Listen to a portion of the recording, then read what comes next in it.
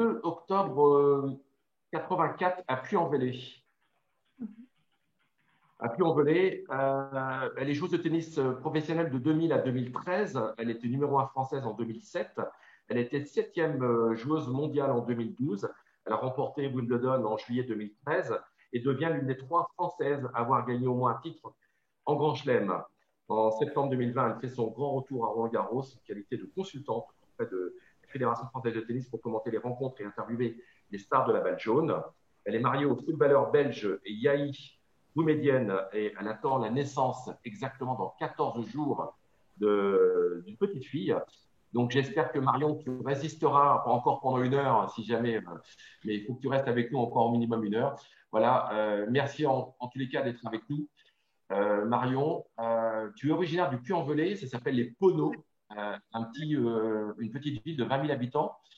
Il y a 5 personnes qu'on a identifiées avec Victoire qui sont plutôt, qui ont vécu ou qui sont nées là-bas. Est-ce que tu connais une de ces 5 personnes? Alors, Grégory Coupé, oui, parce D'accord. qu'on était souvent, d'ailleurs, même entre guillemets, en concurrence pour gagner le prix du meilleur sportif de la région, etc. Les autres de non, mais j'ai jamais eu la chance de les rencontrer. Et puis, il y avait aussi un autre sportif qui a joué au Bayern de Munich, un autre footballeur, attendez, Willy Sagnol, qui était aussi D'accord. même endroit, oui. D'accord. Je crois que tu es supportrice également de l'OM. Tu es un peu triste de ce record qui vient d'afficher les 13 Je matchs suis de Coupe d'Europe effondrée, sans effondrer. je Ouais, suis effondrée. j'espère. Ils Surtout vont, par ils vont. l'attitude des joueurs, surtout ça qui m'interpelle le plus, Ouais, ce au-delà manque du résultat. On va reprendre un petit peu l'historique. Si tu veux. Aujourd'hui, tu as commencé une carrière fabuleuse. Tu as commencé à 6 ans le tennis et à 6 ans et 2 mois, tu as gagné ton premier tournoi. Et j'ai lu que sur une lettre d'anniversaire, un jour, tu avais écrit: je voudrais le trophée de Wimbledon, je veux un jeu de Monopoly et j'aimerais des perles pour faire des bracelets. Ouais. Est-ce que tu as réalisé tes rêves? Alors, les deux derniers, le jeu de Monopoly, les perles, faire les bracelets, effectivement, c'était un peu plus facile. J'avais écrit cette lettre à l'âge de 8 ans pour mes parents qui me demandaient tout le temps voilà, d'écrire ce que je désirais pour mon anniversaire. Et puis, c'était la surprise de voir si j'avais ce que je voulais ou pas en cadeau. Et donc, j'avais écrit effectivement le trophée Wimbledon parce que je voyais tout le temps Pete Sampras remporter Wimbledon. À l'époque, en fait, Wimbledon était sur les télévisions, les chaînes de télévision du groupe France Télé. Donc, en clair, donc on pouvait regarder Roland Garros et Wimbledon d'affilée, qui était une période magique pour tous les fans de tennis.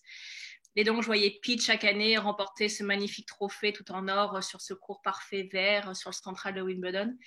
Et donc, j'ai fait cette association. À la fois, j'étais fan absolue de Pete Sampras et je voulais moi aussi un jour lever ce trophée-là sur ce même cours. Et donc, Plus je que me suis... Roland Garros, plus que Roland pourquoi? Alors, on va parler de Wimbledon après, parce qu'on a prévu un chapitre sur le sujet, mais qu'est-ce qui fait qu'à un moment, Wimbledon, c'est magique? En fait, c'était tellement décrit par tous les spécialistes de tennis comme le temple du tennis, comme le tournoi le plus prestigieux, etc., qu'effectivement, je voulais tout le temps, moi, atteindre le plus haut. C'était ma devise. Donc, j'ai fait toute ma scolarité du CP jusqu'à la terminale. J'ai jamais fait un trimestre sans être première de ma classe. Il fallait que je sois première de ma classe. C'est-à-dire que je comptais toutes les moyennes de tous mes concurrents ou concurrentes pour être la première, quoi qu'il arrive, chaque trimestre. Donc, j'étais obsédée par ce qui était le meilleur et je voulais ce qui était le meilleur.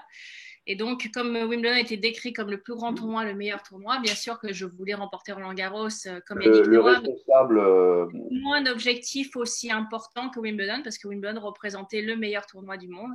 Et donc, je voulais le remporter comme mon idole, Pete Sampras. alors on va laisser la parole à Frédéric Lucet, donc, qui vient de Nantes. Fred, à toi la parole. Allô, Frédéric Lucet, Oui, Frédéric est bien arrivé. qui Donc, vient d'arriver. c'est Donc, c'est bon. Frédéric, on te laisse la parole. Si tu... Bon, on va revenir dessus après, je suis désolé. Pas de On va souci. passer aujourd'hui, Marion, tu t'entraînes à l'âge de 12 13 ans. Combien d'heures par jour le volume d'entraînement? En fait, le tennis est un sport de répétition. Donc, depuis même toute petite, c'est un sport que vous devez pratiquer en termes de volume horaire de manière assez importante parce que c'est lorsque vous êtes petit que vous intégrez le mieux la technique. Donc, déjà, dès l'âge de 6 ans, en fait, quand j'ai commencé à jouer tous les jours d'une manière ou d'une autre, soit contre le mur toute seule, soit mon papa m'amenait sur le terrain entre ses visites médicales et tout le travail qu'il avait à faire de médecin, mais on se débrouillait pour jouer au moins 1 heure par jour tous les jours. Et le week-end, bien sûr, on en profitait pour jouer un peu plus. Et déjà, à l'âge de 12-13 ans, je devais être à... Le week-end, je faisais 6 heures par jour, donc ça fait 12 heures. Le reste de la semaine, on arrivait à caler 3 heures, donc ça fait 15 et 12, ça fait 27 heures par semaine. D'accord. Donc, Ouais. c'était quand même un volume considérable. Je vais revenir sur la question. Frédéric, est-ce que tu nous entends? Oui, est-ce que vous m'entendez? Oui, mais très mal, Oui, s'il te plaît. Est-ce un que peu. tu peux te rapprocher? Ouais. Pas disponible. Pour revenir rapidement sur cette page, Bon, on t'entend pas, je suis désolé. Voilà. On reviendra sur toi, Frédéric, plus tard. On t'entend mal. Désolé. On va poser une autre question. Tu as dit à un moment où tu l'as écrit, tu n'avais aucune qualité physique, tu ne tapais pas bien naturellement dans la balle. Comment tu as pu faire de ce sport une addiction? Parce que c'est devenu plus qu'une passion, une addiction, hein, le tennis. Alors, effectivement, j'avais pas de qualité physique. Par contre, j'avais quand même une capacité de timing, on va dire, au niveau de la balle, où ça, je m'en sortais bien, en tout cas, certainement mieux que d'autres enfants. Et puis surtout, j'avais le mental. Mais c'est vrai qu'en qualité pure physique, j'avais 4 ans de retard par rapport aux autres. Donc, à chaque fois, en fait, que comme j'étais championne de mon département, championne de ma région, etc., on me faisait faire des tests physiques qui étaient des tests généraux faits par la fédération pour évaluer un petit peu les capacités physiques de chaque enfant qui était dans un groupe considéré comme les meilleurs tennis de leur région. Et en fait, tous mes résultats physiques, j'avais 4 ans de retard sur mon âge réel. Donc, lorsque j'avais 9 ans, j'avais les tests d'une enfant qui commençait à 5 ans. Lorsque j'en avais 12, une enfant de 8, etc., etc. Donc, en fait, on ne comprenait pas comment j'arrivais à gagner mes championnats de région, parce qu'après, j'ai échangé, je suis passée dans la Ligue Lyonnais, qui est très forte en tennis. Comment je pouvais être, entre guillemets, aussi forte tennistiquement et aussi faible physiquement. Et c'est quelque chose que j'ai traîné vraiment toute ma carrière. Donc, il a fallu que je fasse des doses de préparation physique absolument énormes et bien plus importantes que les autres pour arriver à combler ce retard. Parce qu'au niveau professionnel, par contre, si physiquement vous êtes trop en dessous, vous ne pouvez pas arriver à gagner des très grands titres, surtout avec les athlètes que j'avais en face de moi. Donc, ça a été vraiment un travail extrêmement lourd avec mon papa pour arriver à comprendre pourquoi mes chaînes musculaires ne travaillaient pas, pourquoi elles ne fonctionnaient pas, pourquoi elles étaient aussi faibles.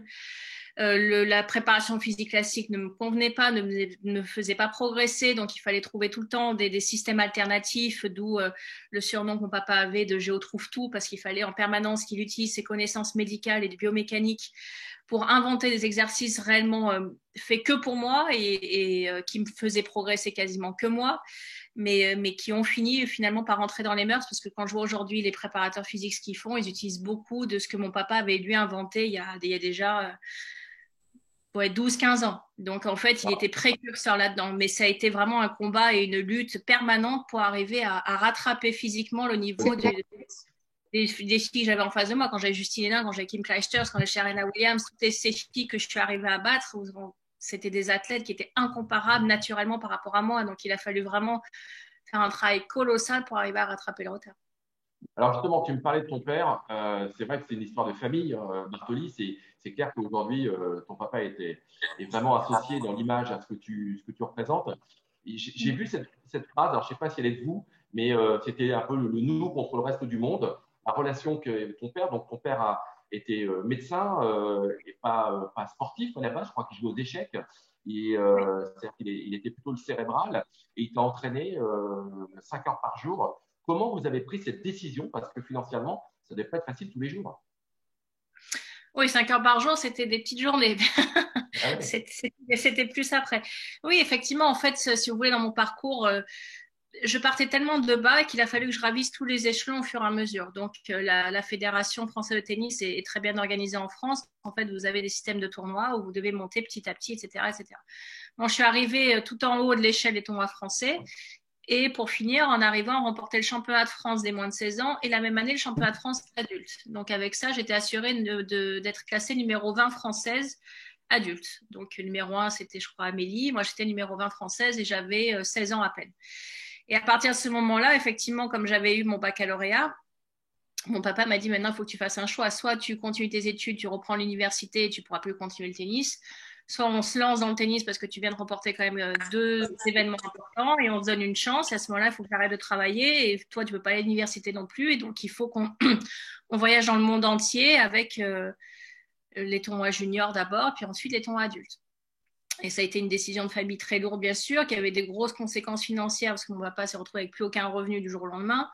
Il avait économisé de l'argent, bien sûr, en tant que médecin, mais on n'avait pas plus de ressources financières que de tenir à peu près 2 ans, maximum 3 ans pour que je gagne ma vie avec le tennis et que je puisse nourrir tout le reste de ma famille. Marion, on t'entend plus. On t'entend plus, Marion. Là, vous m'entendez? Oui, c'est bon, c'est bon. Ah, ça s'est Voilà. coupé. Donc, bien évidemment que c'était des décisions familiales extrêmement lourdes. Et puis finalement, mon maman m'a dit, et puis mon frère nous ont dit aussi, écoutez, ça serait quand même dommage de au moins pas tenter l'aventure. Après, si ça marche pas, au moins on n'aura aucun regret. Donc, on a tenté l'aventure. Et puis très rapidement, j'ai remporté des gros événements, dont l'US Open Junior, en battant Svetlana Kuznetsova en finale, qui a été elle-même ensuite numéro 1 mondial, vainqueur de Grand Chelem.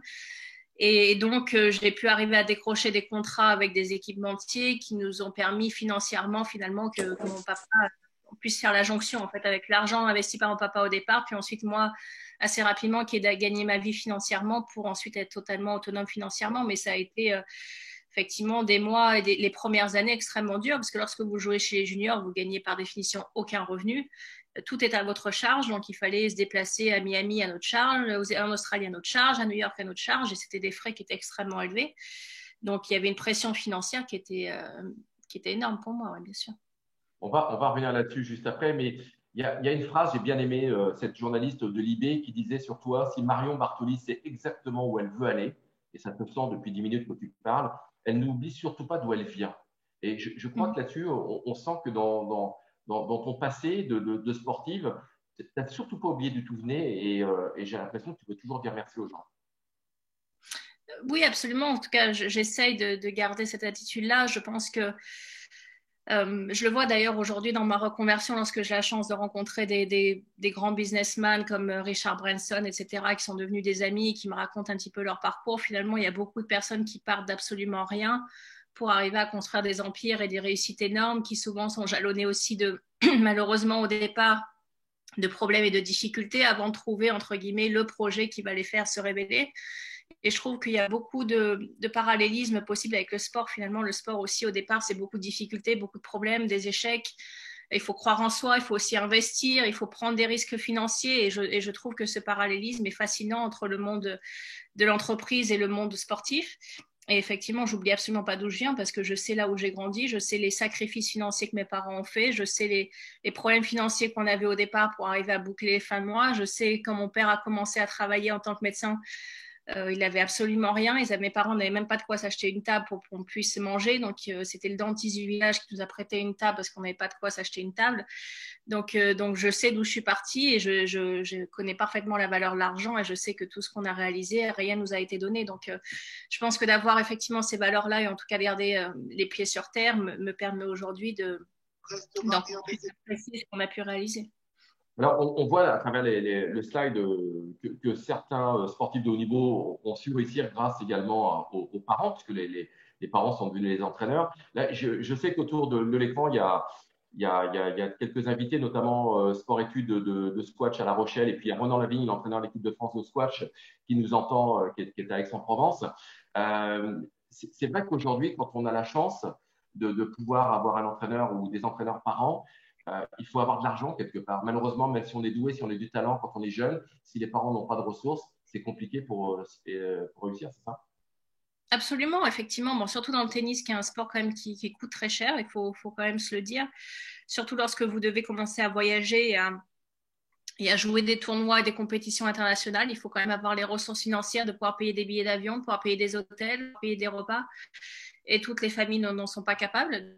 D'où la différence quand même avec le foot, qui est un sport nettement plus populaire, où vous pouvez effectivement jouer juste avec un simple ballon et des chaussures, où quasiment chaque enfant peut avoir ça. Vous pouvez être intégré dans des centres de formation, où généralement il y en a quand même pas mal répartis dans toute la France. Donc vous pouvez intégrer un groupe où là on va vous prendre en charge. Et les parents auront moins de choses à faire que dans le tennis, où il faut vraiment conduire votre enfant de tournoi en tournoi. Il y a l'essence à payer, il y a les péages à payer, il y a l'hôtel à payer, il y a beaucoup de choses à payer. Et il y a peu de familles qui sont capables, soit financièrement de le faire, soit même simplement en termes de temps de le faire. Donc, ça serait aussi quelque chose. Une réponse courte, là, mais aujourd'hui, Marion, quand tu es dans la voiture, quand tu vas dans un tournoi ou dans l'avion, tu sens cette pression financière de la part de tes parents ils t'en parlent ou est-ce qu'il y a de la pudeur entre vous, vous n'osez pas en parler et tu sais qu'il faut que tu ramènes de l'argent Non, on n'osait pas vraiment parler, mais j'étais parfaitement consciente de ça parce que j'ai toujours fait les comptes. J'ai toujours été une passionnée de chiffres. Donc, c'est moi qui faisais la comptabilité de mon papa depuis toute petite. Donc, j'avais toutes ces notions complètement en tête. Je savais qu'il y avait un prêt sur la maison qui était fait déjà, qui durait depuis pas mal d'années. Donc, tout ça, j'en avais parfaitement conscience. Mais comme pour en revenir à la question tout à l'heure, la pression m'a toujours permis de me sublimer, en fait. Donc, la pression a toujours été un moteur et je me suis toujours servi de ça pour arriver à produire mon meilleur tennis. Mon papa, d'ailleurs, m'entraînait comme ça. Il me mettait beaucoup sous pression pendant les entraînements pour arriver à sortir le meilleur de moi-même. Et tous les entraînements étaient des entraînements difficiles sur le plan mental. C'est ce qui m'a permis de développer ça aussi à un niveau qui, là, pour le coup, était compatible avec le plus haut niveau professionnel. Je pense que dans la facilité, c'est pas dans la facilité qu'on se réalise le plus, en tout cas. Ça, c'est une belle phrase. Aujourd'hui, quand on voit ton QI 175, qui est quand même très impressionnant, tu aurais pu faire autre chose que le tennis. Tu aurais pu faire quoi, tiens? À part le tennis, tu aurais pu faire quoi? Alors moi, mon rêve quand j'étais petite, c'était de faire Polytechnique. Alors je ne sais pas si ça aurait été une grande idée ou pas. Mais en tout cas, je voulais faire une des grandes écoles, de cette manière certaine.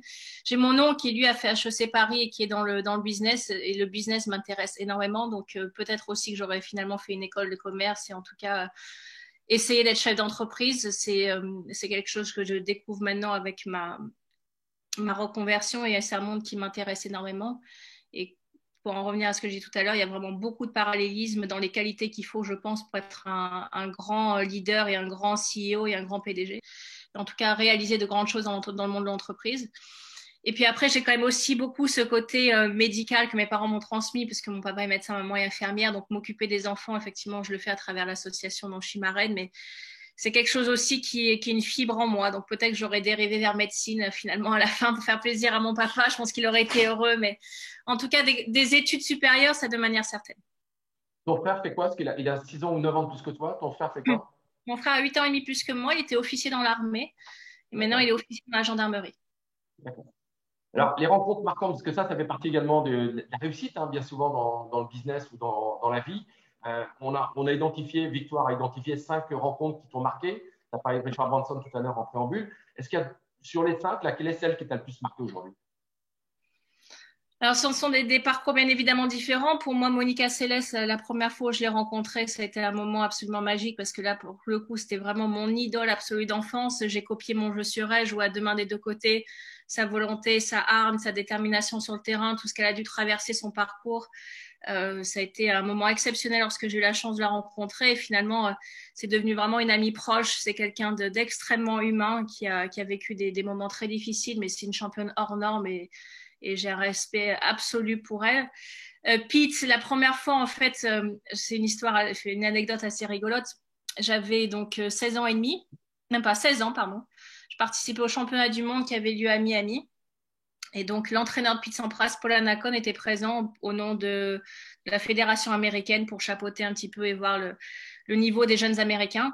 Et donc, mon sponsor de raquette qui était Babola, Pete jouait avec le cordage Babola, va le voir en disant, là, il y a une petite Française, elle est fan absolue de Pete, tu te rends pas compte, chaque fois qu'il perd un match, elle pleure, c'est un drame absolu, elle voudrait vraiment un autographe de Pete, quelque chose de Pete, est-ce que tu peux faire quelque chose? Et donc, l'entraîneur de Pete est venu me voir en me disant, écoute, je te lance ce défi, si tu remportes le championnat du monde, s'est déroulé donc en décembre, en janvier à l'Open d'Australie, je te promets de te donner un t-shirt de Pete Sampras dédicacé. Bon, j'ai dit d'accord. Et donc, je remporte l'Orange Bowl, donc je remporte le championnat du monde. Et en janvier, finalement, je suis arrivée à avoir le t-shirt de Pete Sampras que j'ai toujours, qui est encadré juste là dans la pièce d'ailleurs, avec l'autographe où il a signé Bonne chance Marion, etc. Le polo, d'ailleurs, c'est ce polo-là, mais sur la même photo, Nike qui portait, qui était, où il y avait écrit sur l'étiquette juste Pete Sampras, il n'y a même pas de taille écrit. Et donc, ça a été pour un moment magique. Et quelques années plus tard, j'ai eu la chance de pouvoir jouer des balles avec lui à Stanford, en Californie. D'ailleurs, la vidéo est sur YouTube où j'ai pu échanger des balles avec lui et ça a été... J'étais déjà top 10 et j'avais déjà un gros palmarès et je tremblais quand je suis rentrée sur le terrain. Je disais à mon père, il faut que au moins j'arrive à renvoyer la balle par-dessus le filet, que je ne sois pas totalement ridicule. Alors j'étais top 10, mais c'était quelque chose d'extraordinaire. Super. Alors, On va rapidement parler tu l'as dit, sur ta carrière sportive. On a identifié 5 grands moments forts de ta carrière. Sur les 5, quel est celui qui t'a également le plus marqué, Marion?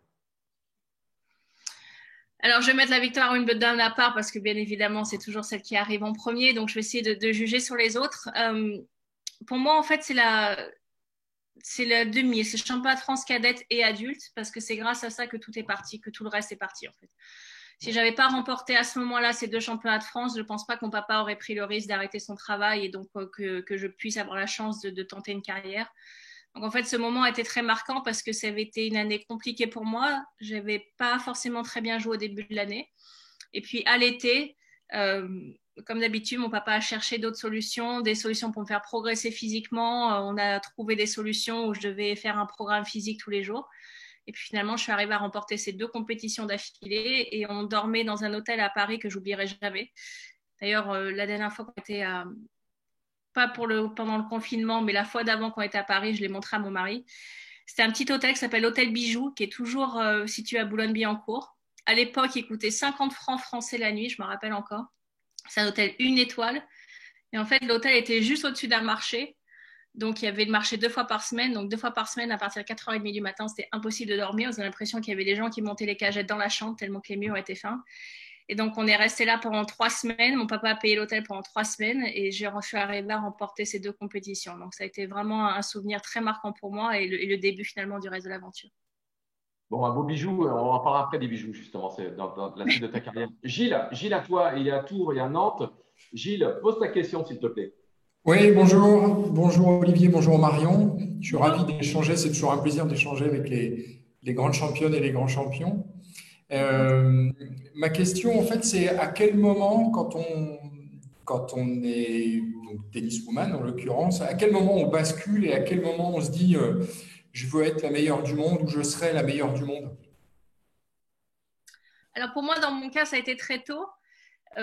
C'était pas vraiment dans l'objectif d'être la meilleure du monde, mais c'était vraiment l'objectif de gagner Wimbledon. C'était la seule chose qui me préoccupait. C'était quelque chose d'obsessionnel. Il fallait que je gagne ce tournoi, il fallait que je gagne ce tournoi.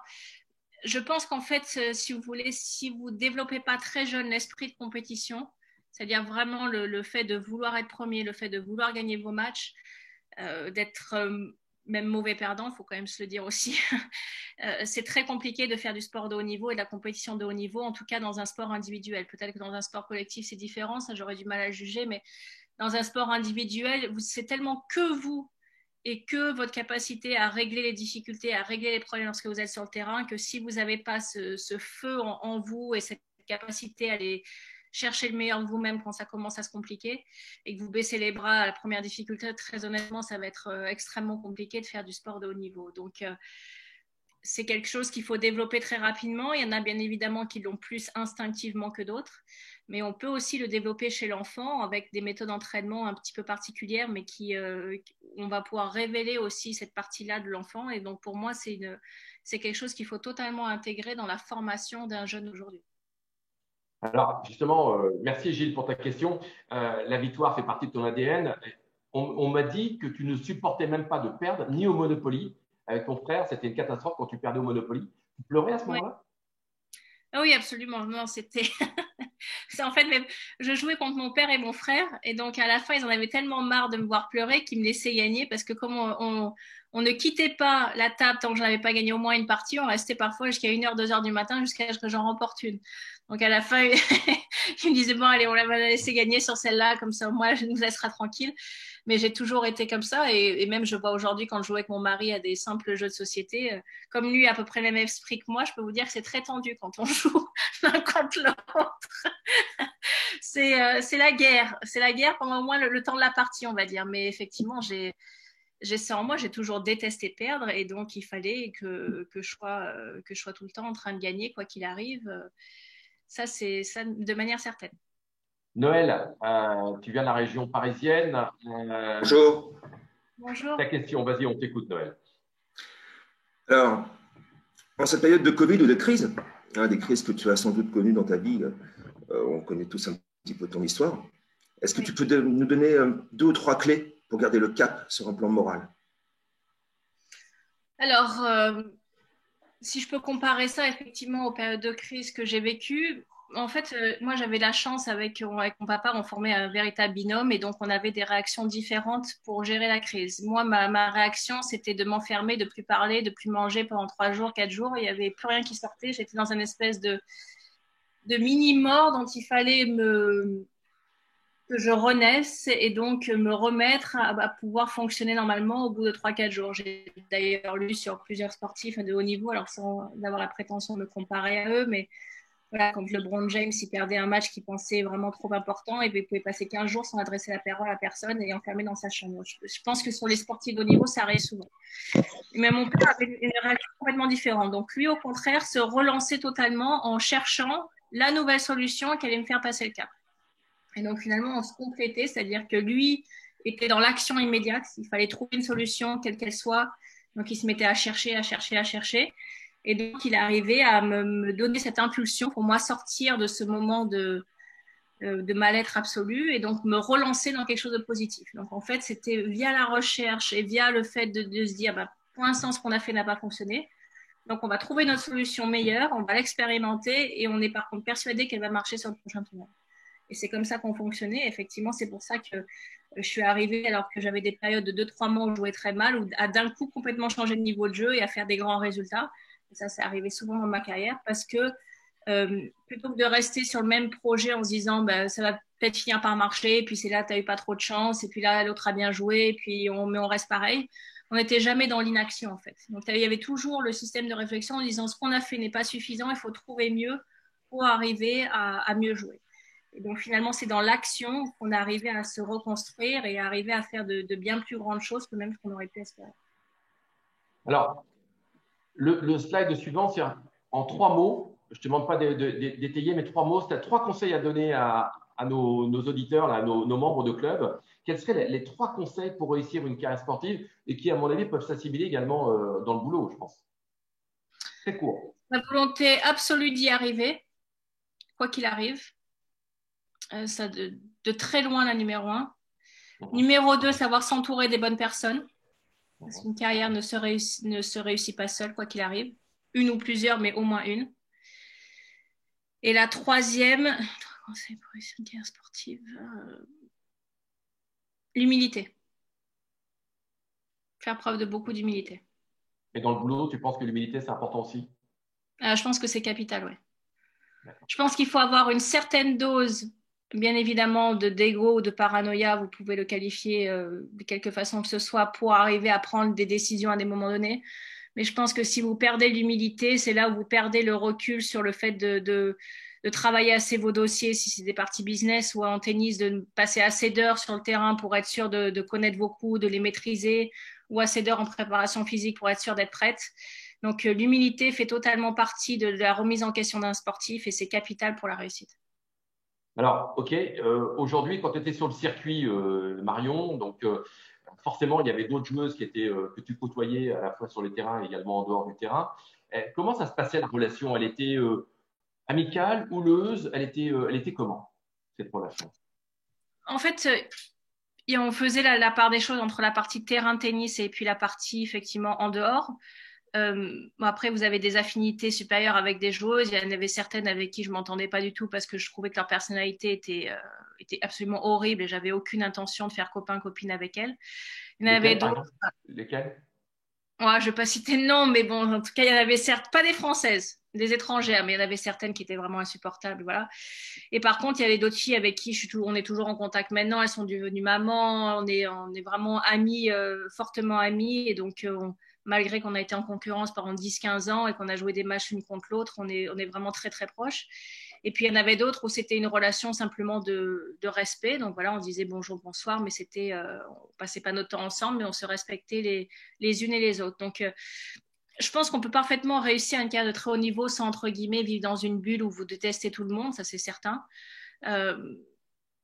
Mais par contre, qu'il y ait de la concurrence et que la concurrence soit très importante, ça c'est sûr aussi, parce qu'il y a tellement d'argent en jeu, il y a tellement de titres en jeu, il y a tellement de choses en jeu que par définition, c'est pas un monde de bonnet oui-oui, quoi. Donc, c'est pas le monde des bisounours, c'est bien évidemment, quand vous êtes sur le terrain, vous oubliez la partie amitié, vous êtes là uniquement pour gagner, ça va être très tendu pendant le temps du match.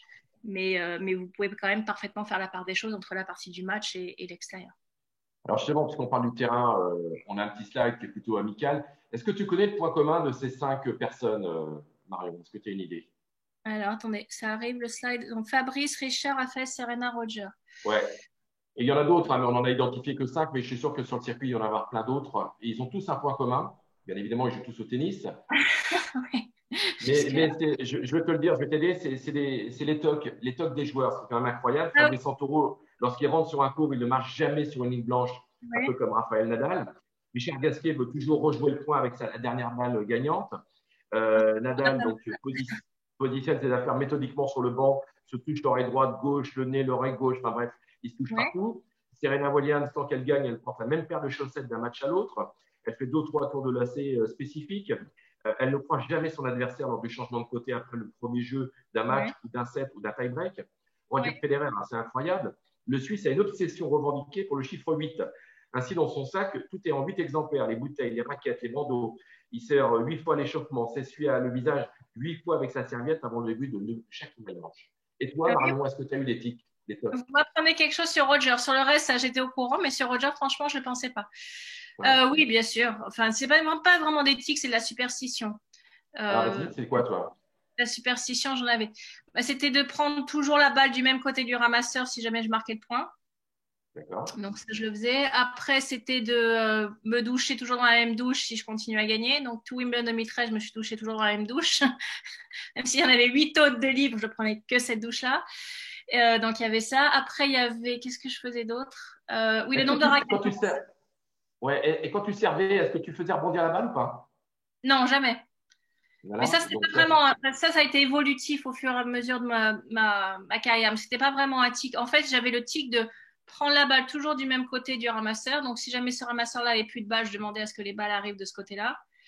Il y avait le côté de l'arbitre aussi, la chaise où je m'asseyais. Si c'était moi qui rentrais en premier sur le terrain, je prenais toujours le même côté. La position de mon sac, comment je positionnais mon sac, le nombre de raquettes à l'intérieur du sac. Non, j'en avais pas mal quand même. d'accord. Et puis la douche dans le vestiaire. Ouais. D'accord. Alors, on va passer vite parce que les sacrifices, on en a parlé tout à l'heure. Moi, je voudrais qu'on revienne sur cette finale de Wimbledon de 2007. Tu joues contre Venus Williams. Ça doit être un grand moment. On va revenir dessus. Et surtout, les Williams, on sent quand tu parles d'elles, toutes les deux, il y a quelque chose d'une véritable amitié, notamment avec Serena. Oui. Le tennis, c'est quand même une grande famille, non? Oui, bien sûr, mais après, Vénus et Serena, effectivement, il y a ce lien d'amitié qui s'est créé parce qu'elles ont eu un parcours tellement fort avec leur papa que quand moi je suis arrivée avec mon papa sur le circuit, elles se sont tout de suite venues très gentiment me voir. Leur papa est venu voir le mien pour lui parler, pour l'encourager, pour lui dire de ne pas écouter les critiques, etc. Donc, effectivement, via ce lien familial très fort pour les deux projets, alors même si, bien évidemment, je ne compare pas ma réussite à celle de Vénus et Serena, j'en suis très, très loin, mais il y avait ce lien commun, et en tout cas, cette commune qui nous a beaucoup rapprochés. Ce match-là, c'est un des mes plus grands regrets finalement de toute ma carrière parce que, en fait, en 2007, il n'y avait pas de toit à Wimbledon. Donc, il avait tellement plu cette année-là que j'avais dû enchaîner demi-finale et finale du jour au lendemain. Alors, quand on a du Grand Chelem, vous avez toujours un jour de repos avant le prochain match en simple. Et donc, j'ai dû jouer vendredi soir contre Justine Henin, numéro 1 mondial, qui a dominé toute la saison cette année-là. Le seul match qu'elle a perdu, ça a été contre moi à Wimbledon. Pour vous dire, elle a absolument tout gagné. Roland Garros, l'US Open, l'Open d'Australie, le Master, elle a tout gagné cette année. Donc, je joue contre elle en demi-finale, première fois sur le central de Wimbledon. J'étais tétanisée pendant tout le premier set. Je le perds 6-1, j'arrive pas à mettre 2 balles d'affilée. Et puis là arrive s'installer au premier rang de la loge royale, Pierce Brosnan, acteur bien sûr très connu de James Bond, moi fan de James Bond. Donc là, ça a été l'illumination. Et je me suis dit, il est hors de question que je continue à jouer aussi mal devant lui. Donc, tu te débrouilles comme tu veux, même s'il faut prendre 10 minutes entre chaque point. Tu fais ce que tu veux, mais tu restes au moins 1 heure de plus sur le terrain. Il est hors de question que tu as encore le deuxième set en 25 minutes, ça soit la honte absolue. Et puis finalement, je suis arrivée à remonter le match, etc. Lui, je voyais qu'il m'encourageait, donc j'étais contente. Et puis, donc, je remporte le deuxième set 7-5 à l'arrache, mais je le gagne quand même. Et le troisième set, je joue le meilleur tennis de ma vie. Donc finalement, pendant ce match, il y a eu 3 périodes différentes. Premier set, le pire tennis de ma vie. Deuxième set, c'est difficile, mais je m'en sors. Troisième set, je joue le meilleur tennis de ma vie. Et donc, lui m'attend à la fin du match, etc. Et je dois rejouer dès le lendemain contre Vénus. Et en fait, l'enchaînement des deux a été trop difficile. Alors, j'aurais certainement peut-être perdu contre Vénus, mais au moins, si j'avais eu un jour de repos pour me remettre déjà mentalement, psychologiquement, d'une émotion pareille et pour me relancer dans un autre défi, je pense que j'aurais eu un petit peu plus de chance. Et donc, ça a été un grand regret dans ma carrière. Et d'ailleurs, j'ai battu Vénus quelques mois plus tard à Stanford sur dur en 3-7, mais je l'ai battu quand même. Et donc, c'est vrai que ce match-là n'était pas facile pour moi à digérer sur le plan psychologique. Mais bon, de rencontrer Pierce Brosnan et de recevoir 100 roses rouges de lui le matin de la finale de Wimbledon, c'était aussi un moment très spécial. C'est ce que j'allais dire. J'allais justement terminer l'anecdote là-dessus. Ça devait être quand même assez incroyable avec un petit mot 100 roses rouges pour une joueuse de tennis. Par Jess Bond, c'est quand même assez incroyable et ça devait être un sacré moment. 2013, tu as dit dans un article, tu as dit c'était le résumé de ma vie, cette finale de 2013 à Wimbledon. C'était ma vie d'avant, c'est-à-dire je n'avais pas de stress, je dominais, j'étais dans la facilité. Il ne pouvait rien t'arriver ce jour-là, sur cette finale? Oui, comme je l'ai dit tout à l'heure, effectivement, en fait, comme je savais que c'était ma dernière quasiment possibilité de jouer ce tournoi et donc de le remporter, j'avais finalement une pression supplémentaire, mais qui m'a permis de me sublimer. Et donc, j'étais dans cet état d'esprit où j'ai gagné en confiance au fur et à mesure du tournoi pour arriver à cette confiance ultime en finale. Alors que Sabine Lisicki m'avait battu 2 ans auparavant en quart de finale de Wimbledon, sur le même court. Je venais de battre Serena en 8e, donc là encore, je jouais vraiment un très haut niveau. Et elle me bat en quart, en 3-7 à la régulière, et je perds le match. Donc, elle restait sur 3 victoires d'affilée contre moi. Et pourtant, ce jour-là, j'étais persuadée que c'est moi qui allais gagner le match. J'avais l'impression physiquement d'être meilleure qu'elle, tennistiquement d'être meilleure qu'elle, mentalement d'être mieux préparée. Elle avait jamais joué une finale de Grand Chelem, etc., etc. Et en fait, le match se déroule comme prévu, jusqu'à 6-5-1, 15-40. Donc, j'ai 2 balles de match sur son service à elle. Et là, dans ma tête, je me dis, ça y est, j'ai gagné. Parce qu'elle était complètement perdue. Moi, je dominais totalement. Et quand d'ailleurs, je regarde le match ensuite sur l'écran, effectivement, si j'analyse le match maintenant en tant que commentatrice, je dis que le match est fini. Ça se voyait très clairement. Et en fait, à un moment où je me suis dit ça, mes jambes se sont tétanisées. J'arrivais plus à bouger. Et donc, le tennis, c'est un sport quand même de rapidité. Si vous avez une fraction de retard sur les balles, au lieu d'être bien placé, vous êtes très mal placé. Au lieu de faire un bon coup, vous faites un coup moyen. Et mon adversaire est revenu dans le match. Donc, de 5-1, c'est passé à 5-4. Donc, je servais pour le match à 5-2. Je me fais breaker. Elle marque son service blanc pour revenir à 5-4. Et donc là, je me retrouve avec une pression qui est colossale. Je pense que vous l'avez vu récemment, des joueuses françaises qui menaient 600, 5-1 ou qui menaient dans les matchs et qui perdent le match. C'est quand même la honte absolue. Et de surcroît en finale de Wimbledon. Et je savais très bien que si elle revenait à 5 partout, le match allait totalement s'inverser et que j'avais beaucoup, beaucoup de chances de le perdre. Alors que 15 minutes avant, le match était dans mes mains. Donc là, je me suis assise au changement de côté. Et pour reparler des difficultés, là, on est en plein dedans. C'est-à-dire que vous avez 1 minute 15 pour vous regrouper et ce n'est pas le moment de vous accabler sur votre sort et de dire « je ne vais pas y arriver, je ne vais pas y arriver, je ne vais pas y arriver ». Donc là, il faut trouver vraiment les ressources et se dire « bon, qu'est-ce qui a marché jusqu'à maintenant pour que j'en arrive là et pour mener ?»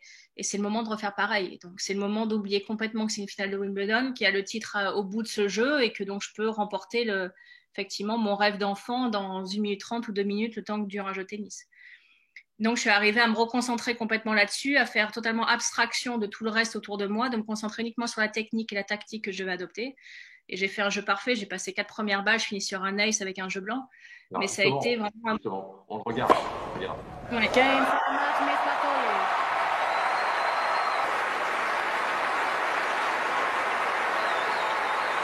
Believe it.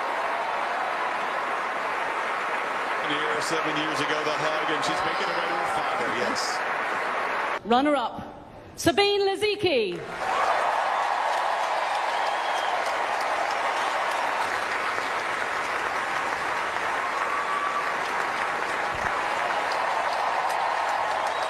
Marion Bartoli.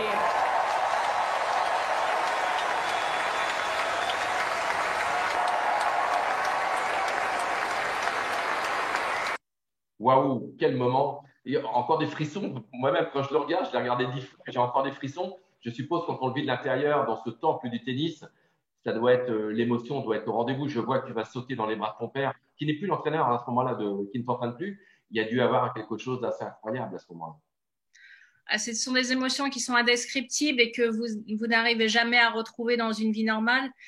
Même si, je ne sais pas, peut-être que je ressentirai ça lorsque je verrai mon bébé dans mes bras, mais c'est un moment très particulier parce qu'en fait, ça passe en 15 secondes, mais en 15 secondes, l'émotion est tellement intense que vous avez l'impression de revoir tous les sacrifices que vous avez faits depuis 22 ans défiler devant vous en 15 secondes. Et je ne sais pas, en sport, on peut peut-être le comparer à une finale d'une Coupe du Monde, mais même si c'est un sport collectif, c'est plus difficile pour des joueurs de s'identifier vraiment à une victoire, c'est la victoire plus collective. Mais effectivement, en victoire individuelle, lorsque vous avez ce central plein et la speakerine qui annonce votre nom en tant que vainqueur de Wimbledon et que vous en avez rêvé depuis que vous avez l'âge de 8 ans, c'est un moment extrêmement particulier où vous donnerez tout pour le revivre. Aujourd'hui, je donnerai tout ce que j'ai pour revivre cette minute-là où j'entends mon nom et je me lève et je vais reprendre le trophée. Mais j'ai eu la chance de le vivre. Ça sonne bien, Bartoli. Ça sonne bien, Bartoli, dans le nom du speaker, dans le micro. Ouais. C'était pas mal, ça. C'était pas mal. C'est surtout une immense fierté d'avoir le nom gravé sur le tableau des vainqueurs à vie. Ça, c'est vraiment une immense fierté. Ouais, j'imagine. Et une immense fierté également. Alors, Victoire a trouvé cette trouvaille, c'est le cas de le dire. 5-1 de l'équipe, 5 jours de suite. Je crois que dans le monde du sport, ça n'est jamais arrivé. Ce que tu as fait dans l'équipe, une personne présente, c'est quand même assez incroyable. Tu les avais payés, les journalistes, à ce moment-là ou pas? Surtout que j'avais une relation compliquée avec les journalistes qui ne comprenaient pas vraiment la relation avec mon papa, etc. Mais en fait, je pense que ce Wimbledon était très particulier. Vous pourrez en reparler à des journalistes qui couvraient l'événement à cette période-là. J'en ai souvent discuté avec l'envoyé d'RTL qui couvrait le tennis tout au long de l'année et qui donc était présente comme d'habitude sur ce Wimbledon. En fait, ce Wimbledon, les gens étaient encore plus derrière moi parce qu'ils sentaient que c'était vraiment la fin quasiment de ma carrière. J'avais plus beaucoup de chance et que donc tout le monde était derrière moi en disant elle va y arriver, elle va y arriver, elle va y arriver. Et finalement, effectivement, j'y suis arrivée. Donc les journalistes ont pu suivre ce parcours, voir l'émotion qui commençait à grimper. Et puis cette finale magique et la couverture de l'équipe où il y a écrit féerique quand je remporte le tournoi et quand je lis l'édito qui a écrit juste à côté de ma photo. Effectivement, même quand je le relis aujourd'hui, ça me donne les larmes aux yeux parce que c'est vraiment le résumé d'effectivement de ces 22 ans pour en arriver là qui ont été magiques. Ouais. Alors, quand tu gagnes, tu aurais, alors dis-moi si c'est vrai ou pas, tu aurais reçu 198 messages à l'issue de cette finale. François Hollande t'a envoyé un message et a priori, le Premier ministre t'aurait appelé pour te féliciter. C'est des moments sympas, ça. Oui, absolument. Il y a aussi le président Nicolas Sarkozy qui m'avait envoyé un message, qui m'avait écrit, à qui d'ailleurs j'avais offert une de mes raquettes de la finale. Effectivement, j'ai eu la chance ensuite de rencontrer le président François Hollande qui m'avait invité au jubilé de la reine l'année d'après, en 2014, oui, lorsque c'était à l'Élysée sur Paris. Donc, j'ai eu la chance ensuite de rencontrer beaucoup de personnes. C'est en fin de cette année-là que j'ai rencontré Usain Bolt en Jamaïque. J'ai pu assister aussi à ses entraînements. J'ai pu jouer au tennis avec lui. Donc, à la fin aussi cette année-là que j'ai rencontré Richard Branson, j'ai rencontré Elton John. Donc, ça a été une année, effectivement, ça a été en fait 15 jours qui ont transformé ma vie, finalement. Après ces 15 jours, ma vie a complètement changé et j'ai jamais retrouvé la vie d'avant. Mais ça a été des moments fabuleux à vivre et bien évidemment que je regrette rien, mais ma vie a complètement changé après ça et j'ai pu rencontrer des personnes exceptionnelles que j'aurais jamais eu la chance de rencontrer si j'avais pas gagné ce tournoi. Alors, il nous reste un quart d'heure, Marion. Il faut vraiment qu'on accélère parce que j'ai beaucoup de questions encore. La gestion d'une saison de tennis, tournoi, déplacement, comment tu décides en quelques mots les tournois que tu vas faire et le chemin sur la planète que tu vas parcourir? Alors, tout dépend de votre âge et votre niveau de classement. Au début de ma carrière, je jouais plus de tournois parce que j'en avais besoin pour prendre de l'expérience, jouer des matchs, apprendre mon métier tout simplement. Sur la fin de ma carrière, il faut une gestion avec des tournois beaucoup plus limités, un planning plus allégé parce que votre corps physiquement supporte beaucoup moins les décalages horaires et la fatigue que quand vous avez 17-18 ans où ça passe beaucoup plus facilement.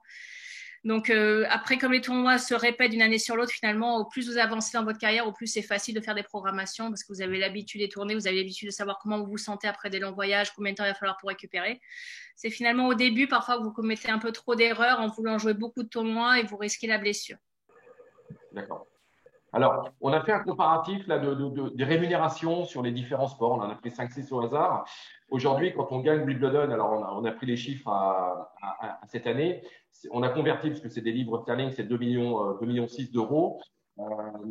Est-ce qu'aujourd'hui, le tennis est surpayé par rapport le Vendée Globe ramène que 160 000 euros aux vainqueurs hein. Ils sont 35 à partir.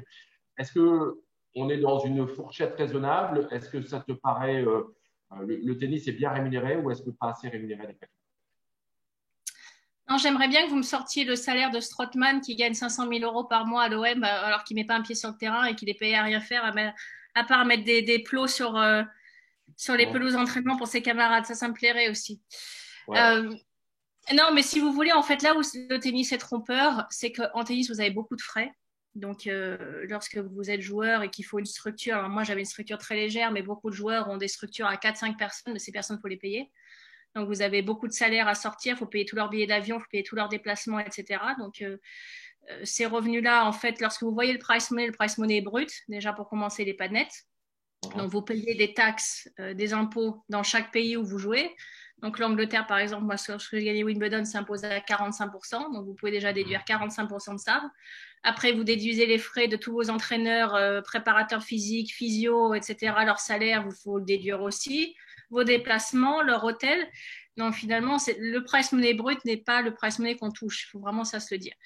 Et ensuite, si vous vivez en France et que vous n'habitez pas à l'étranger, il faut repayer des impôts là-dessus. Il faut payer de l'URSSAF parce que vous êtes travailleur indépendant. Donc, le tennis, aujourd'hui, pour très bien en vivre, effectivement, très bien gagner sa vie, il faut être top 10 mondial. D'accord. Aujourd'hui, dans ta carrière, je crois que c'était un peu plus de 11 millions de dollars de prize money que tu auras engrangé. Dis-moi si c'est le bon chiffre ou pas. C'est ce que j'ai vu. Donc, mais aujourd'hui, ta vie est confortable. Ah non, mais moi je suis très confortable financièrement parce que j'ai gagné d'un tournoi du Grand Chelem et que j'ai fait finale d'un tournoi du Grand Chelem et que j'ai été top 10 pendant 6 ans d'affilée.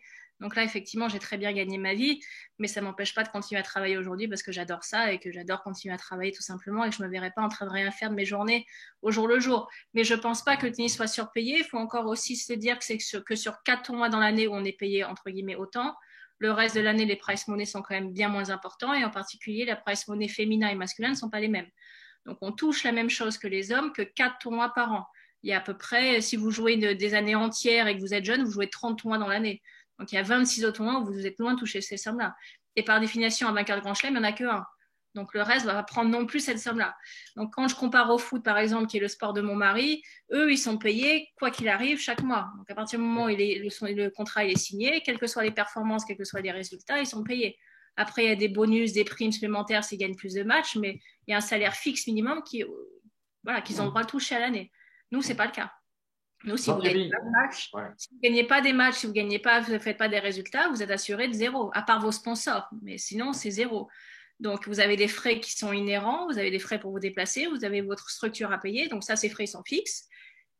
Et il faut gagner cet argent-là, quoi qu'il arrive. Il n'est pas assuré. Donc, il y a plus de risques, il y a plus de difficultés. Après, qu'il y ait quelques joueurs sur le reste de l'année, bien sûr, qui gagnent extrêmement bien leur vie, ça c'est évident, mais c'est un nombre qui est vraiment infime par rapport au nombre de joueurs qui essayent.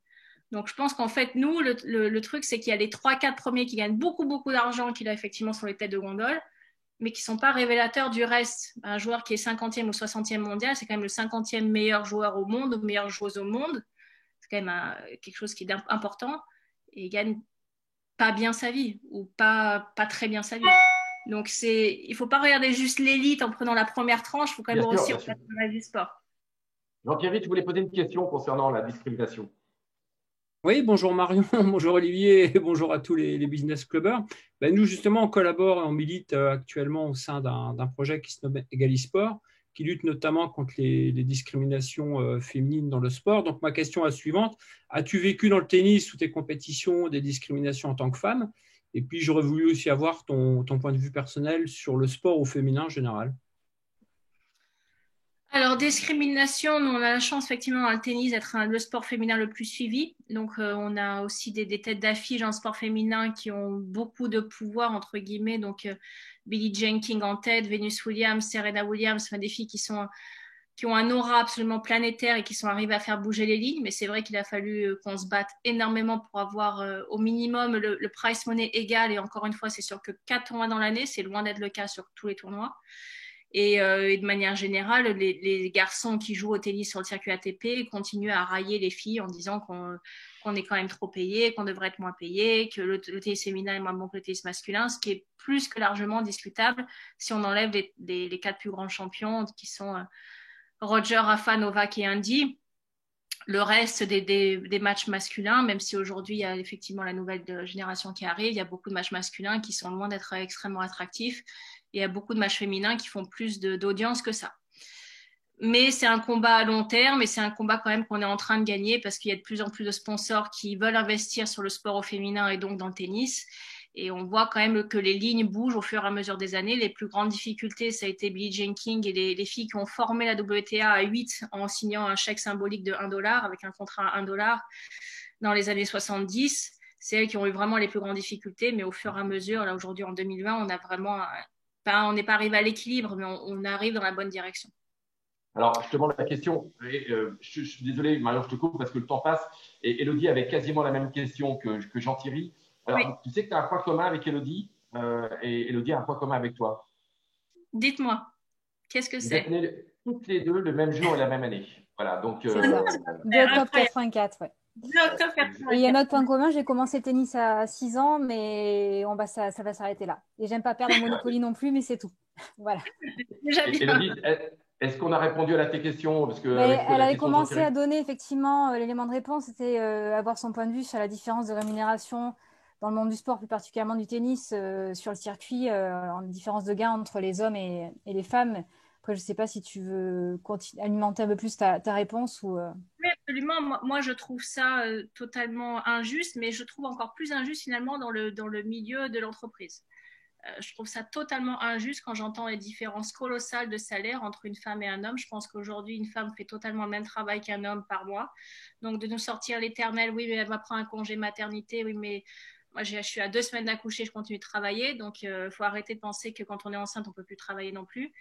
Et je trouve ça totalement discriminatoire, encore plus dans le monde de l'entreprise que dans le monde sportif, parce que dans le monde sportif, effectivement, par les contrats et par le reste, on peut quand même arriver à compenser, puis surtout arriver à des sommes qui sont quand même très importantes. Or, dans les salaires dans les entreprises, pour une femme d'être payée 20, 30, 40% de moins sur des salaires qui sont bien sûr beaucoup moins importants qu'un joueur ou une joueuse de tennis, je trouve ça totalement discriminatoire et absolument insensé qu'on continue à être là-dedans. Donc, j'aimerais vraiment que le monde de l'entreprise arrive à s'aligner un peu plus sur le monde du sport et justement reconnaître la capacité féminine à travailler tout aussi bien qu'un homme et à remonter les salaires. C'est noté. Merci pour ta réponse, Marion. Rapidement, quelques histoires de Wimbledon qui sont assez magiques. Alain Passard, est-ce que Alain, tu es là ou pas? Alain Passard voulait te poser une question. Oui. Je ne sais pas s'il est connecté. On lui a envoyé un petit mot et il nous a répondu Marion, c'est mon idole. Voilà, c'est ce qu'il m'a dit. Donc, mais il voulait poser une question. Alain n'est pas là, donc je suis désolé. Il voulait lui poser une question, mais il reviendra. Wimbledon, c'est assez magique. Il y a le cours central, le cours numéro 1. Il y a le cours numéro 2 qui s'est renommé le cimetière. Pourquoi, Marion? En fait, c'était le cours où, historiquement, lorsque des grosses têtes de série étaient envoyées là parce que la programmation du central et du numéro 1 avait pris du retard, etc., à cause de la pluie, il fallait envoyer des joueurs sur le cours numéro 2 et ils perdaient tous leurs matchs. Donc, il y a eu Pete Sampras qui a perdu un match contre un joueur suisse qui s'appelait George Bastel, que personne connaît, alors que Pete avait gagné déjà je ne sais pas combien de fois Wimbledon, il a perdu là. À chaque fois qu'il y avait une grosse tête de série, c'était vraiment, ils appellent ça le graveyard, donc le cimetière effectivement en français, qui est le cours où toutes les grosses têtes de série perdaient. Et une année, je me retrouve sur ce cours, mais en 2011 d'ailleurs, je joue contre une joueuse espagnole qui normalement ne sait pas du tout jouer sur gazon. Je me retrouve à défendre 2 balles de match. Je me dis c'est pas possible, je ne vais pas perdre sur ce cours, je ne veux pas perdre sur le cimetière. Et je suis arrivée à m'en sortir, à gagner en 3-7 et quelques jours plus tard à battre Serena sur le cours numéro 1. Bon. Il y avait des balles de tennis à Wimbledon jusqu'en 78, elles étaient blanches, donc c'est quand même un tournoi qui est quand même toujours assez unique. Le match le plus long de l'histoire avec, on s'en souvient, Nicolas Mahut et John Isner sur 3 jours, qui avait duré plus de 11 heures. Ça, c'était quand même très impressionnant. La tenue blanche également sur le court, ça également c'est unique, c'est vraiment les rose beef font jamais comme tout le monde. Et puis cette histoire incroyable de Marcus Willis. En 2 mots, tu le racontes rapidement l'histoire de Marcus Willis?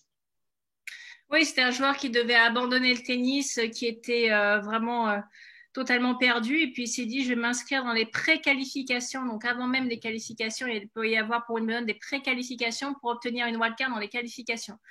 Et donc, il joue ses pré-qualifications dans son petit club local. Et finalement, il les remporte. Il arrive à se hisser donc, dans les qualifications qui se déroulent même pas sur le site de Wimbledon, ça se joue ailleurs.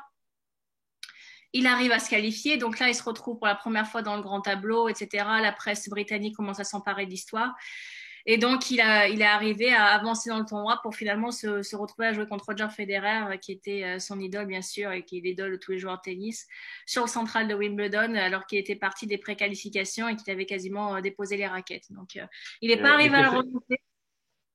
Il était 773e mondial à l'époque, 773e, il avait 3 points ATP, je crois qu'il avait gagné ses points ATP à Tunis Voilà, c'était quand même une histoire assez incroyable et quelle belle histoire. Et surtout, Roger avait été très classe puisqu'il avait fait mine de rentrer, il avait laissé rentrer sur le central tout seul et pendant 10 secondes, il y a eu une ovation du public quand il est rentré. C'était la grande classe comme Roger sait le faire. Cette victoire de Darcy également en 2013 au premier tour contre Rafael Nadal. C'est aussi, on a parlé de Pierre Brosnan, ce dont tu as parlé tout à l'heure.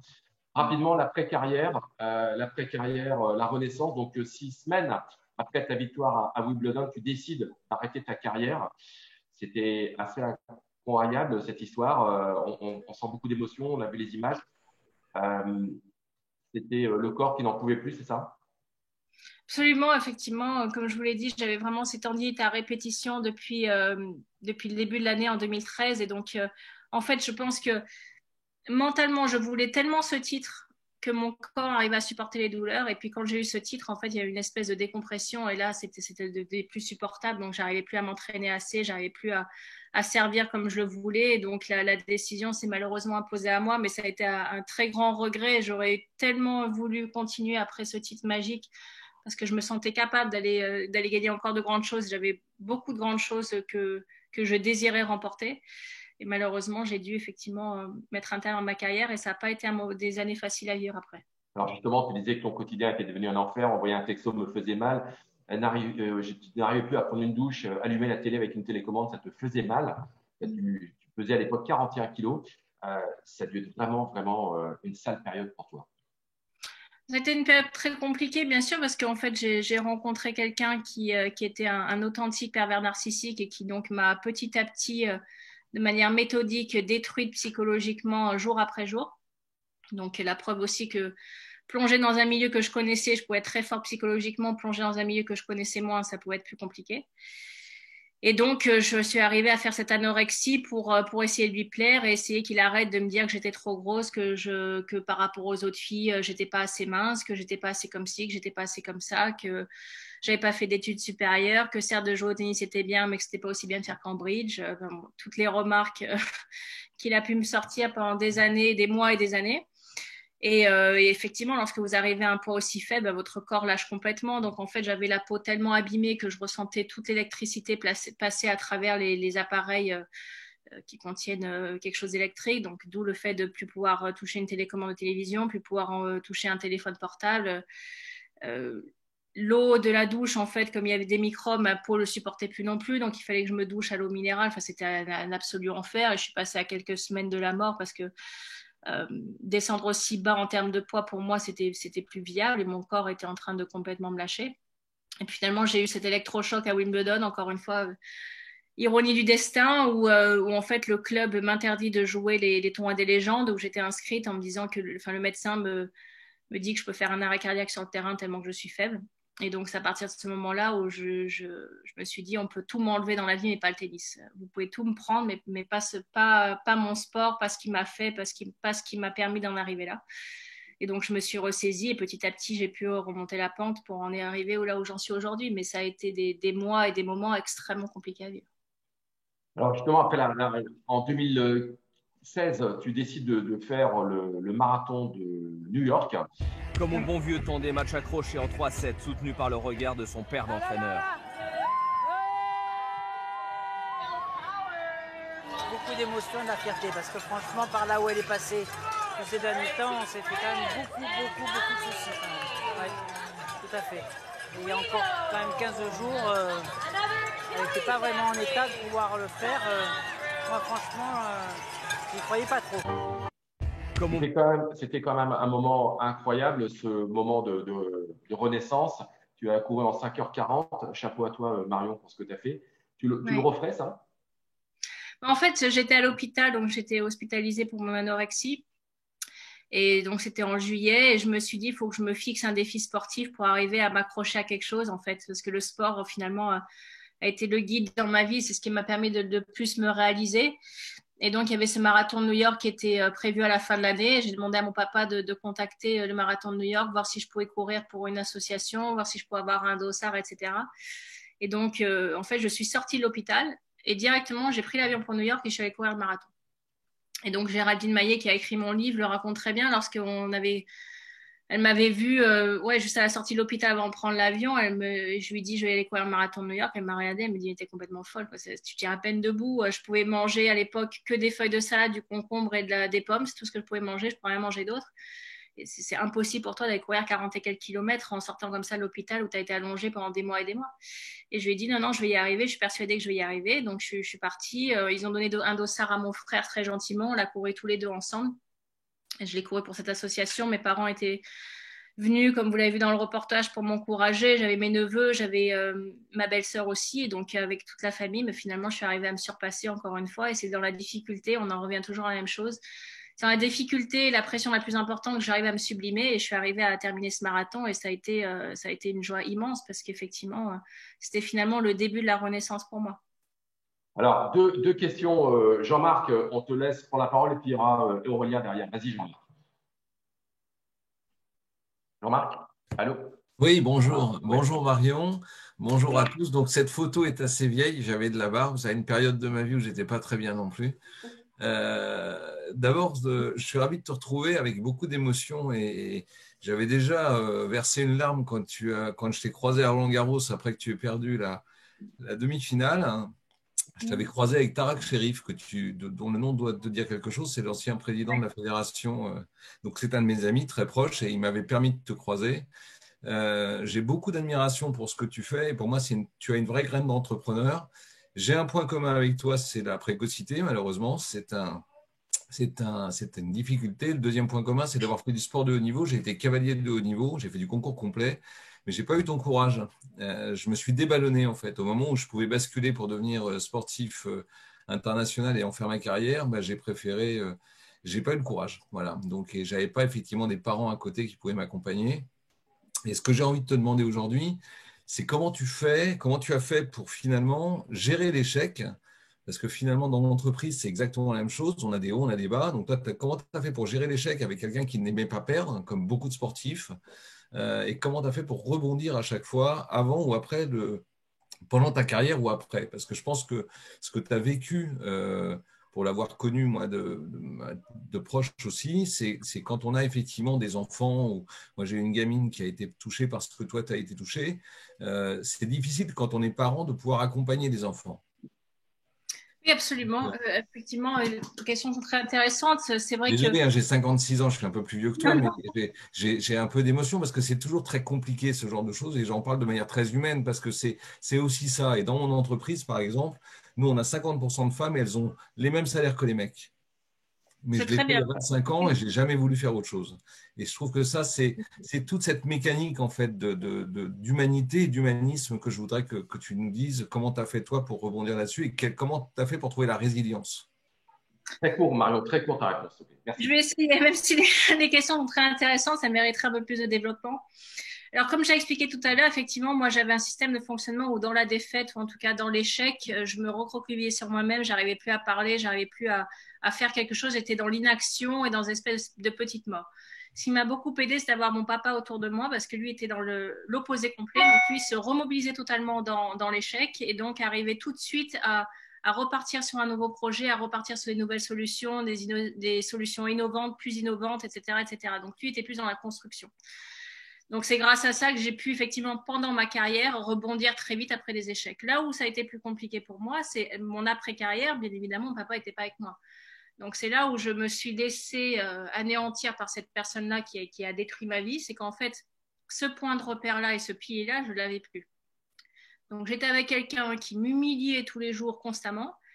Et là où, normalement, j'ai quand même une force de caractère assez importante et j'aurais dû l'insulter, lui dire « se faire foutre avec sa vie de merde », il avait qu'à la regarder, que par rapport à la mienne, il ne m'arriverait jamais à la cheville. Bien évidemment, je n'arrivais pas à sortir ça. Donc, j'étais dans la même analyse que dans le sport. Ça ne va pas, j'ai fait quelque chose de mal, qu'est-ce que je dois faire pour le changer?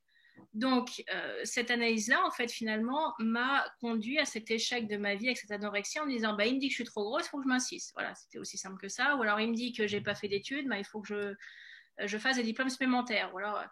Et donc, j'étais tout le temps dans la recherche de il me dit que c'est quelque chose ne va pas, il faut que je corrige pour l'améliorer.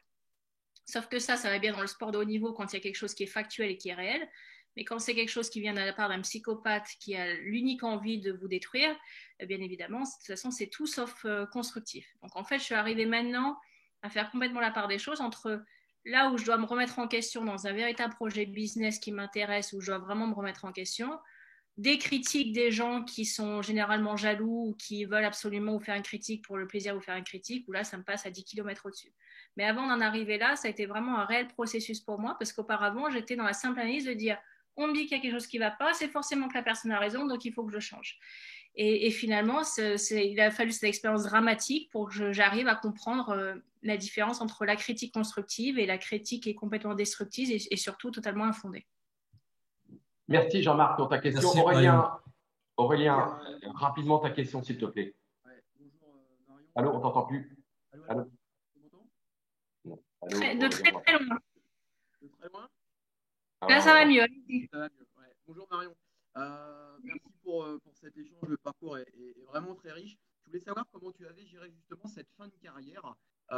Est-ce que tu avais envisagé sur la fin déjà ton avenir professionnel ou est-ce que ça s'est fait vraiment naturellement au fil du temps où par exemple tu as rencontré Guy Forget et c'est là où vous aviez évoqué pourquoi pas interviewer justement les joueurs en fin de match. C'est surtout ça en fait. Comment tu gères cette fin de carrière de tenniswoman vers une nouvelle carrière professionnelle?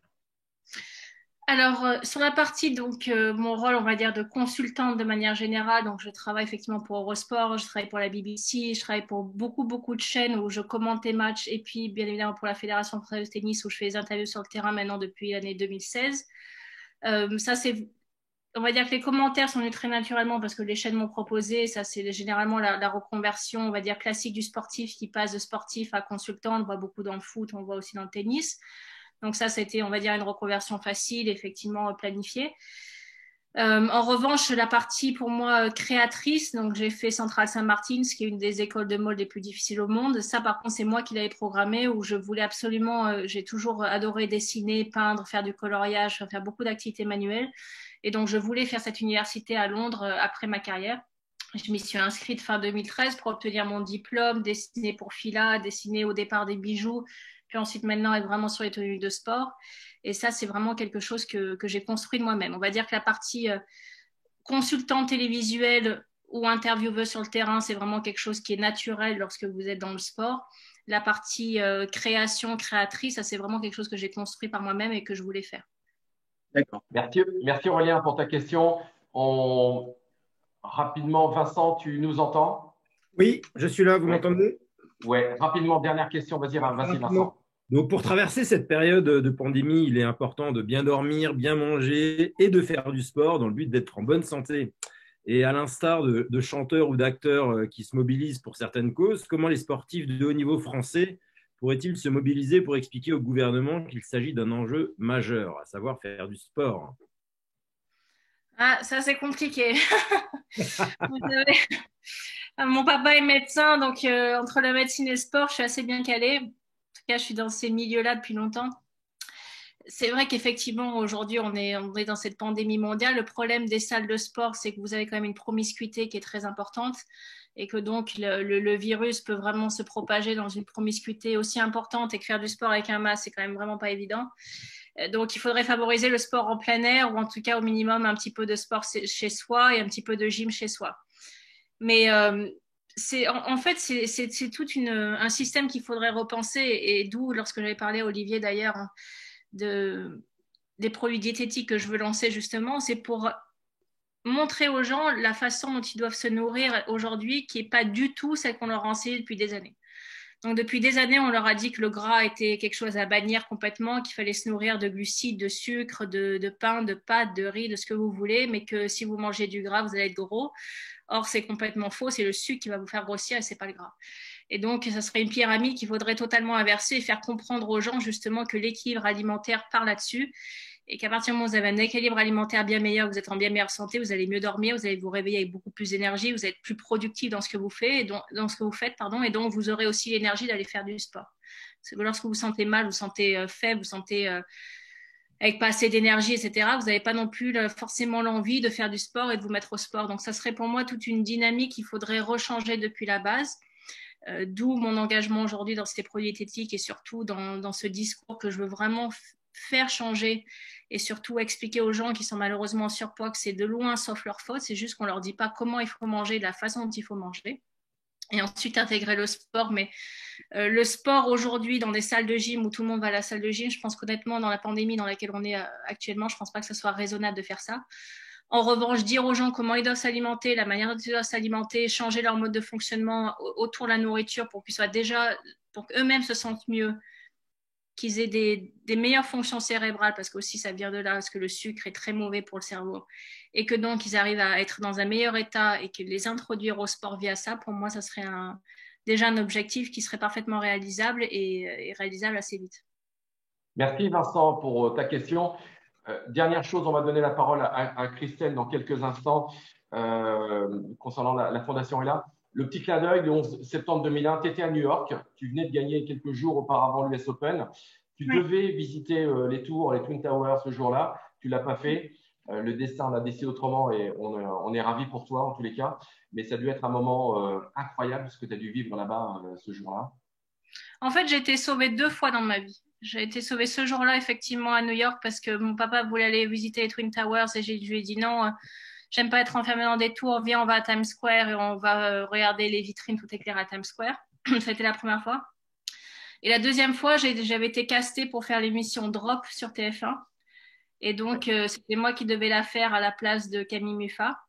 Et au dernier moment, en fait, j'ai pas pu faire l'émission parce que j'étais engagée sur autre chose. Donc, j'ai appelé mon agent en lui disant non, je suis désolée, je peux pas le faire.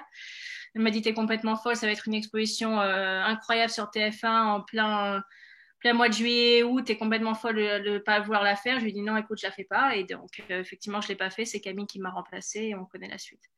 Donc, ça a été les 2 fois où effectivement j'ai eu ce coup de pouce du destin pour me sauver la vie. Christelle, tu voulais prendre la parole. Tu es la marraine du club de l'Argento Business Club. Tu es championne de karaté et tu soutiens une association qui s'appelle Ella. Rapidement. Christelle? Allô? Christelle n'est pas là. Bon. Tant pis, on voulait mettre l'accent. Tu es la marraine de cette association. On va conclure avec ce slide-là. On va conclure avec ce slide. Marion, 7 semaines pour le sport français, le sport mondial. Dominici nous a quittés mardi, Maradona nous a quittés avant-hier. Jacques Secrétin, à l'âge de 71 ans, certainement le plus beau palmarès du sport de tennis de table en France. Il n'a jamais fait la une de l'équipe, c'est vraiment désolant pour lui. Tu en as connu un des trois ou tu as connu les trois? Alors, Christophe Dominici, je l'ai connu. Maradona, je n'ai pas eu la chance de le connaître. Monsieur Secrétin non plus. Mais effectivement, ce sont des destins absolument tragiques, alors des morts complètement différentes. Mais aussi, encore une fois, on voit sur les problèmes psychologiques. Moi, j'en ai eu aussi certains. Problèmes psychologiques quand vous êtes sportif de haut niveau, c'est que vous dégagez l'image de quelqu'un de très fort qui n'a pas de problème, qui peut tout gérer, qui a des grandes victoires. Et puis aussi, quand vous grattez un peu plus, c'est parfois différent. Donc, c'est des destins absolument tragiques et c'est vrai que c'est une année 2020, de toute façon, de manière générale, qui est absolument horrible, je crois, pour tout le monde. Et que là, elle se termine avec cette semaine qui est totalement endeuillée, avec bien sûr Maradona, qui est cette star mondiale, interplanétaire, connue de tous. On voit le séisme que c'est en Argentine. Donc, c'est vraiment une semaine compliquée pour tous les sportifs et pour le monde du sport. Ouais. Voilà, on est à la fin de ton interview. Ça fait 1h15, on a débordé, je suis désolé. C'est pas désolé, mais est-ce que tu as passé un bon moment, Marion? Je passe un excellent moment. On aurait pu me faire encore plus longtemps. Il y avait des questions très intéressantes, mais je comprends qu'après, ça se respecte un timing, mais ça sera l'occasion d'en refaire une. Comme ça, on terminera et de venir dans nos clubs, Marion, je t'inviterai à venir. On a fait un club aujourd'hui en France et je suis sûr que certains managers sont très intéressés pour te recevoir. On t'embrasse, on te souhaite plein de bonheur avec ce beau cadeau de Noël que tu vas avoir le 11 décembre, je te le souhaite. Et en tous les cas, on te dit à bientôt et merci du fond du cœur pour ce que tu as fait pour nous aujourd'hui. Merci. Merci Marion, bravo. Merci. À bientôt. Salut.